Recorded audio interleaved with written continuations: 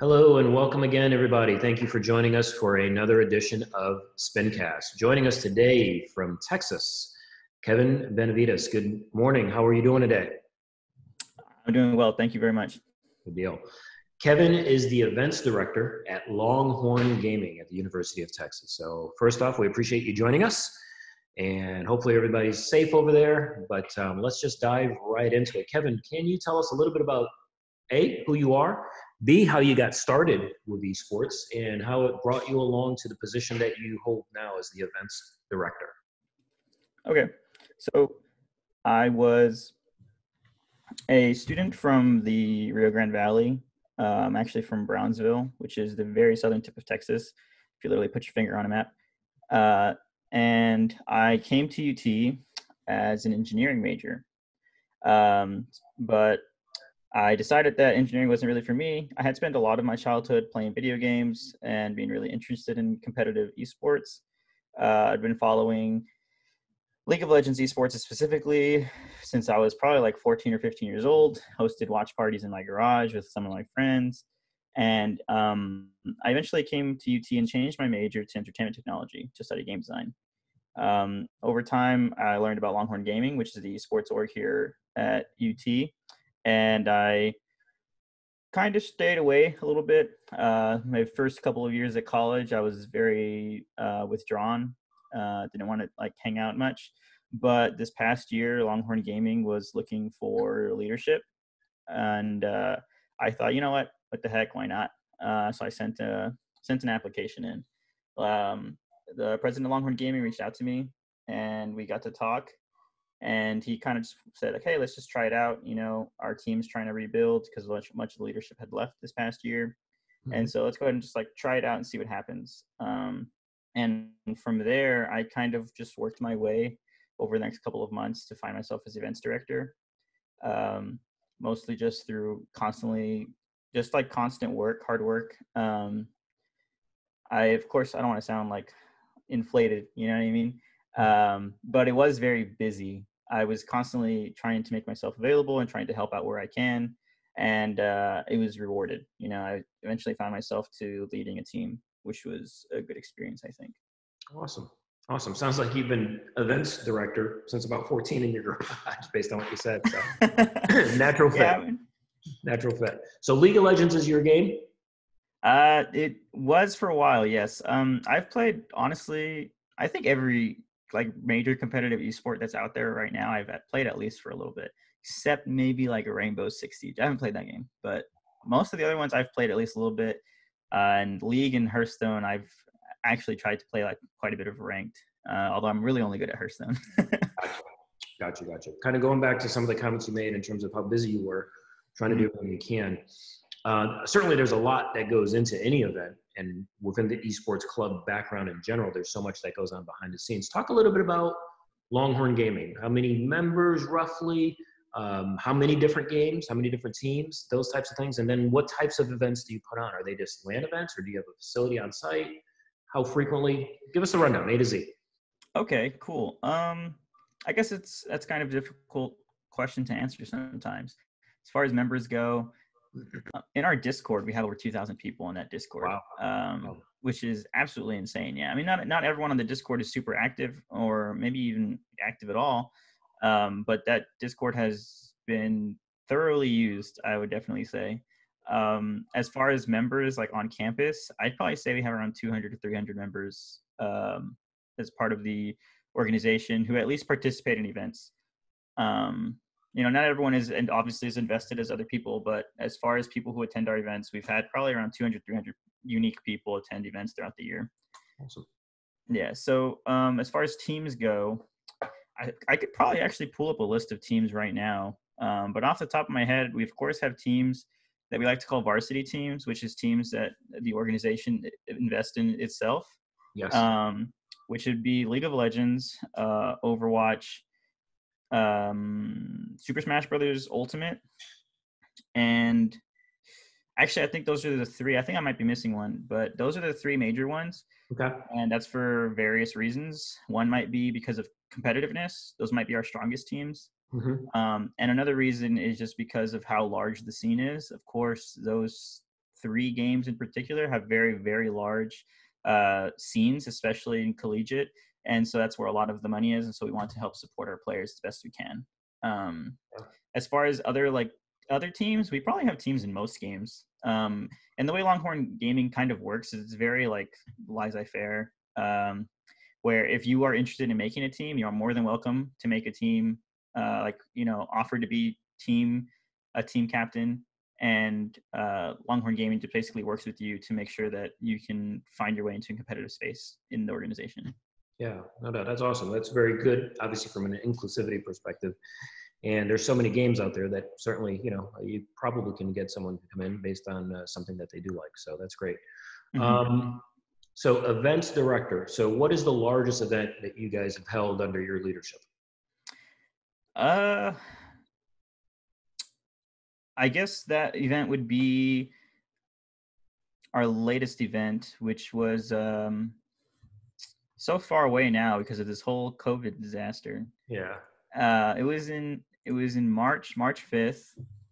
I can't remember the name of the event off the top of my head. I can't remember. Oh, of course. It was 10 years of LG, which was supposed to celebrate the 10-year anniversary since the organization founding.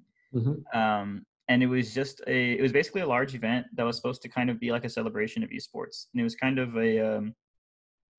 it was more of like a stage event where we had like an audience, and it was kind of like a large like presentation where we tried to educate the campus community on esports, its viability, and just of course giving away nice stuff for the crowd, keep people interested in.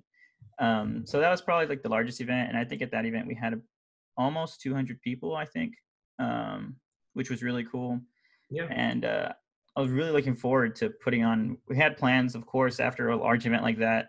We had large plans for an event that would follow that. That would be more like more engaging, so more akin to like a LAN. But then, of course, with the pandemic, things kind of fell apart there. So that was pretty disappointing, especially on my part, because that was supposed to be my, hurrah. But it happens, right? It does. Unfortunately, we're all in the same boat right now. So yeah, of course. You mentioned something, doing presentation during the event in respect to viability of esports, et cetera. So don't know if you were one of the guys on the stage talking about that or not, but hopefully you might be able to help with this question. From that perspective, talking to the community, whether it's collegiately, high school, parents, et cetera, what are some of the intricacies that you communicate or try to communicate to them in respect to, hey, this is esports, this is why you should pay attention to it, and this is why it's staying around? I think one thing that always surprises people is the organization itself. Not like LG, but I'm talking about like the way that esports is organized. Most people, a lot of people that are, I guess, uneducated about esports and the way things operate are mostly just imagining people that hang around and play video games and they play against each other for money or whatever, akin to like betting or something, right. But it's of course, it's nothing like playing poker in your basement. These are teams that are highly organized. They have practice schedules. They scrim together. And at times they're playing for large amounts of money. We've had teams win thousands of dollars participating in collegiate esports tournaments. A lot of UT's teams have been very successful, and that's because at UT the teams take things very seriously. It's not just sitting around playing video games, as some people like to imagine, of course. So I think that's one thing that always kind of surprises people. The level of organization that's there.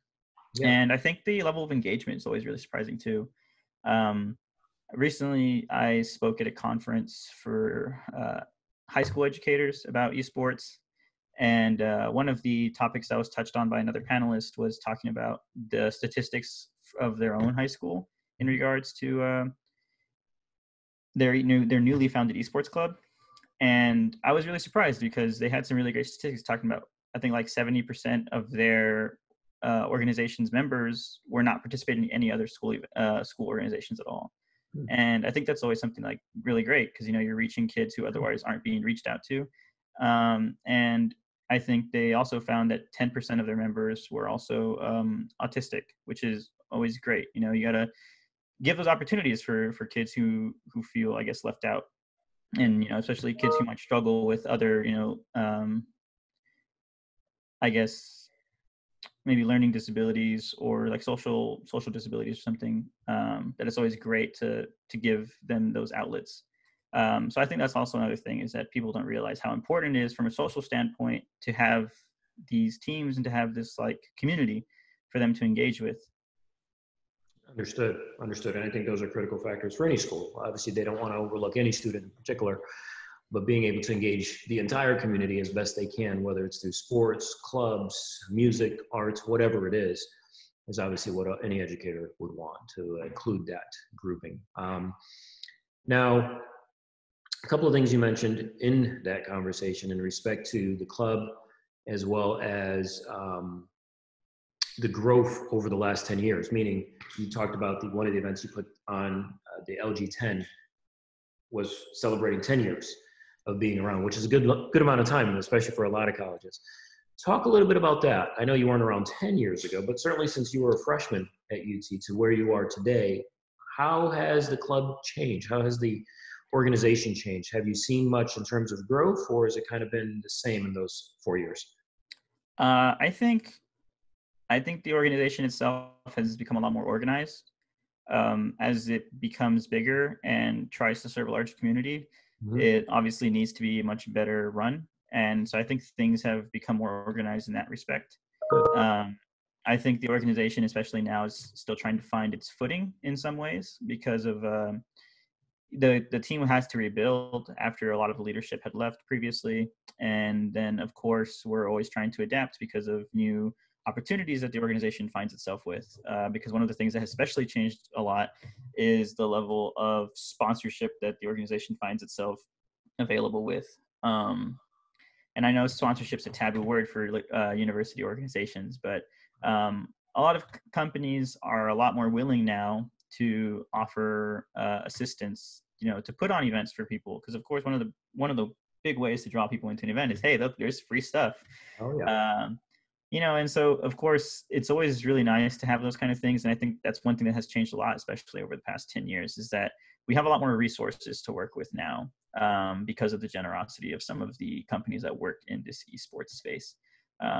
Especially one company in particular, Uconnect, is, I guess they're like a startup from here in Austin that works to pair universities with potential sponsors. They're like a middleman, a portal of some sorts. Gotcha. And so they're super helpful as well. Especially since I know the CEO personally, and the president of our org knows the CEO personally. He's very amicable. He's actually a A&M alumni. He used to be the president of their esports org. So of course that kind of tight-knit community is always really welcome too. Yeah, no doubt about it. And as more and more attention goes into the esports realm, I think you'll see that open up even more and more and more in terms of sponsorships and companies that certainly want to attach themselves to these types of things. So it's great. Kind of going backwards a little bit again, in terms of some of the events, you mentioned you've got some pretty competitive teams where the students are able to compete, win some prize pool money, et cetera. Obviously, there's not a governing body per se for all of the esports clubs or teams throughout college, like the NCAA, for example. Those pool monies that are won, do they go directly to the players, or is that going to the organization, or is it going to the school? Okay, so even for our varsity teams per se, that play for LG, LG doesn't take any of the funds. LG considers it a kind of like a symbiotic relationship where we kind of just provide them with the assets, I guess, that they might need. And in return, they are providing to us kind of that recognition and that visibility.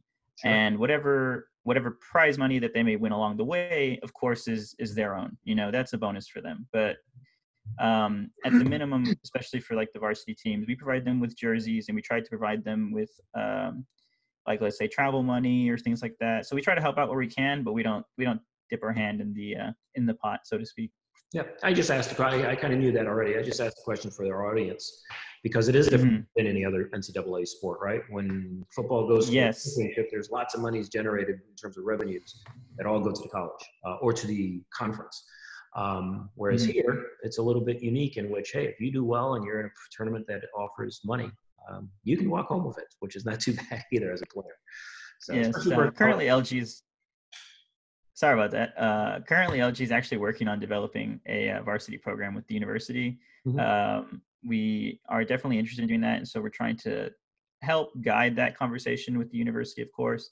Mhm. Nothing concrete, but definitely one of the concerns for us is that it's likely that that will change if there was a more established program, like you say, the NCAA, Mhm. where that money might not go direct to the players anymore. And that's one of the, I guess, one of like the really common factors in esports is that they're competing for a prize pool of money, and then the winners take home that money.